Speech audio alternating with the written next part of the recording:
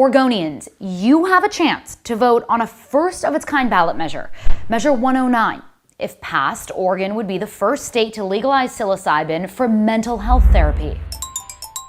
What exactly is psilocybin? It comes from a group of fungi. You may know them as magic mushrooms, shrooms, boomers, champinones. Psilocybin is considered a psychedelic drug that causes changes in perception, mood, and cognitive processes. According to the FDA, preliminary evidence shows psilocybin could help people with severe treatment-resistant depression. Measure 109 would change state law to allow supervised, licensed facilities to manufacture, deliver, and administer psilocybin. Right now, doing any of the above is against the law. The initiative says OHA would set up and enforce a regulated psilocybin services program. The program would need to have a 2-year development period.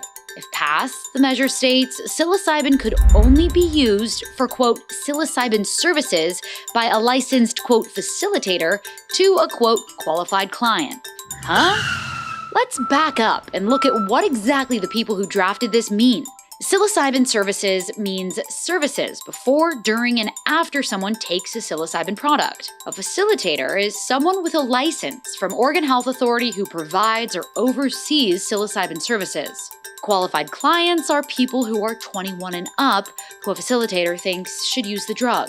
The initiative says OHA may not require people to have any specific medical condition in order to get treatment. The measure requires a 15% retail sales tax go toward enforcement and taxing systems, and an administration fund. It also requires an advisory board. While the program is in the development phase, the measure's sponsors think about $5.4 million of general fund money will be needed to kick it off. They also say during that time, OHA should find and share medical, psychological, and scientific studies on psilocybin treatment for mental illness.